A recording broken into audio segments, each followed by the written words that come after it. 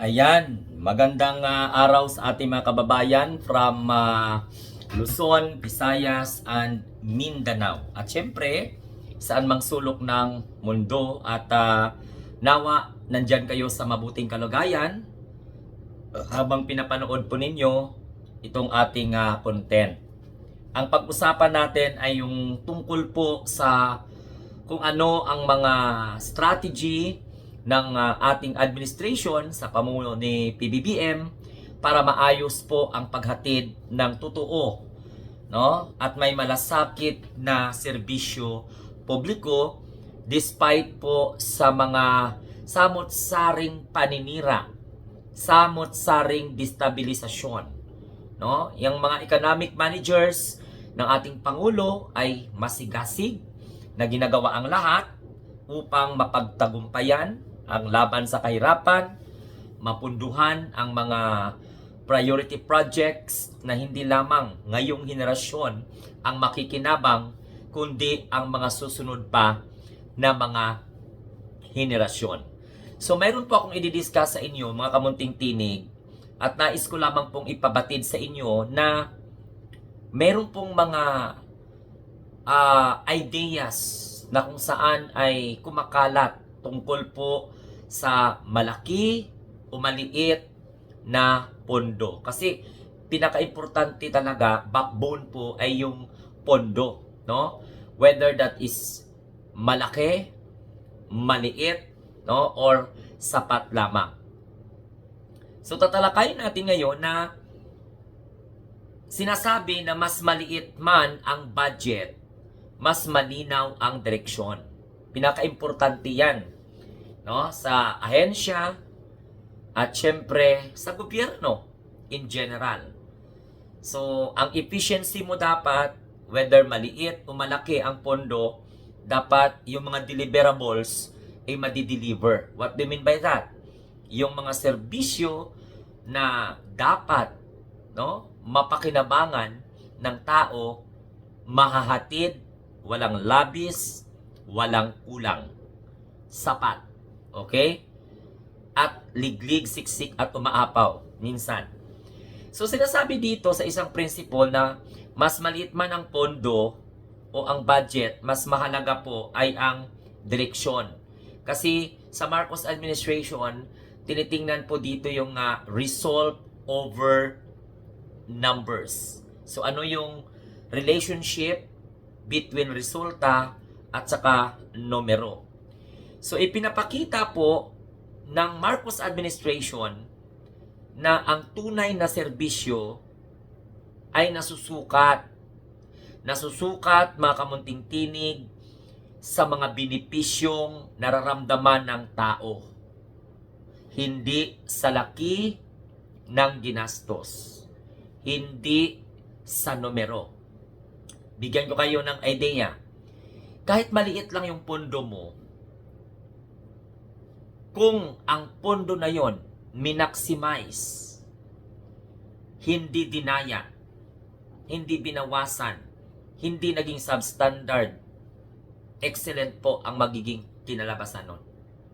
So napakahalaga po yun na ang tunay na serbisyo, yan po nasusukat sa benepisyong nararamdaman ng tao, hindi po sa laki ng ginastos. Malaki nga yung ginastos mo, palpak naman, hindi naman nararamdaman ng tao. So, ibig sabihin, mga kamunting tinig ng administration na ito, hindi po palakihan, no, ng pondo, kundi palinisan ng paggastos para hindi po matag as substandard or ghost. Malaki nga yung pondong inilaan pero wala namang na-deliver. Ang projects completed but upon checking, nothing started. So yun po ang gustong malaman ng taong bayan sa administrasyon na ito. no? Hindi po palakihan ng pondo. Ang mahalaga po dito ay kung gaano kalinis ang paggasto. So maliwanag, mga kamunting tinig, despite of destruction, despite of talagang destructive allegations without basis, tinitiyak po ng ating mahal na Pangulo at ng administrasyon kasama ng kanyang mga pinagkakatiwalaan na bawat piso, no, ay malinaw, may malinaw na layunin. Klaro po yan kasi English to, mahirap i-translate. So, bawat piso ay may malinaw na layunin. Okay? At ang layunin na yon ay ang serbisyo or maserbisyuhan na siyang mararamdaman, no? Makikita.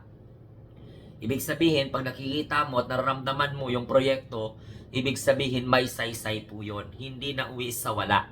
Whether ang pondo ay malaki or maliit. Ang mahalaga po dyan ay hindi kung gaano kalaki ang pondo, kundi gaano po ito ginamit. Pinipili ng administrasyon na ito ang mas matalinong paggasto para maisiguradong may konkretong resulta para po sa bawat Pilipino. Kasi nakikita na po ng ating mahal na Pangulo Kaya nga siya nag-imbestiga. After his investigation, he exposed it so that Filipino people might be aware of what is going on. Especially po pag pondo ng taong bayan ang pinag-uusapan. So hindi, again, sinasabi ko sa inyo, hindi sukatan ang budget. Kung paano ito ginamit ng tama, okay, hindi ito palakihan, kundi palinisan ng paggasto ng pondo. So, ang spending, dapat smart. Okay? So, ibig sabihin, yung specific, measurable, attainable, reliable, and time-bound. So, smart spending. Okay? Nakuha nyo na? Para siguraduhin na may totoong resulta.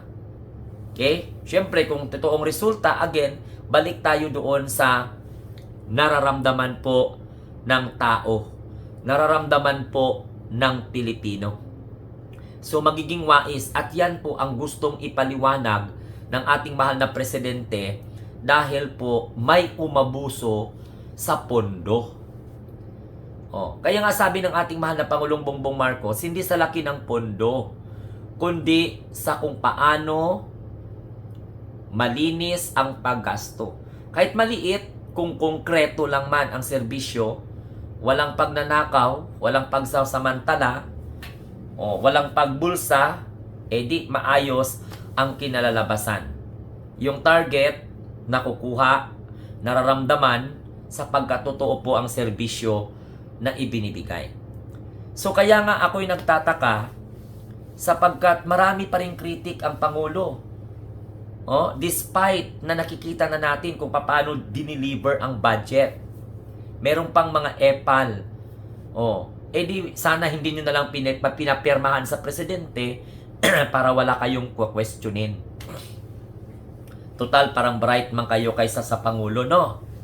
Lalong-lalo na yung mga alam natin na grupo ng mga baka Duterte na akala mo yung nagawa ni PBBM ngayon sa kanyang administrasyon, sinubukang gawin ng kanilang tatay na Berdugo. No? Or di kaya yung mga grupo ng mga nakapalibot sa mga Duterte na simulat sa poll anti-Marcos na. Simulat sa poll anti-PBBM na. Dahil alam nila kung bakit ang dahilan. It's because of insecurity. Because they wanted to build foundation of trust and confidence from the Filipino people for their future political endeavor. Hindi naman po ganon. So yan po mga kamunting tinig, gusto ko lamang pong sabihin sa inyo na sa Marcos administration, hindi naman po mahalagang malaki or maliit. Ang importante, may smart spending na pondo na inilaan sa iyong ahensya. At importante dito, maliit man o malaki, ang tunay at wagas na serbisyong nararamdaman ng tao. Okay? Nakikita ng tao. At yung benepisyo, hindi lamang po ninanamnam sa panaginip, kundi sa realidad. Ganito po ang fiscal policy ng ating Pangulong Bongbong Marcos. Siyempre, sa tulong po yan ng kanyang mga economic managers at mga pinagkakatiwalaang tao na magiging dahilan na tutulong sa kanya para to make this country great again. So gusto ko lamang pong ipapaalam sa inyo mga kamunting tinig, no? Na yun po ang nais ng ating administration at nangyayari na po yan, no? Dahil po nakikita na natin kung ano yung mga loopholes, kung ano po ang naging reason kung bakit nakakalusot ito. So mabuti na lang talaga, por Diyos, por Santo, mayroon tayong Pangulong Bongbong Marcos na matapang, may paninindigan at hindi natatakot banggain ang mga mafyang nagnanakaw ng dahan-dahan sa kaban ng taong bayan.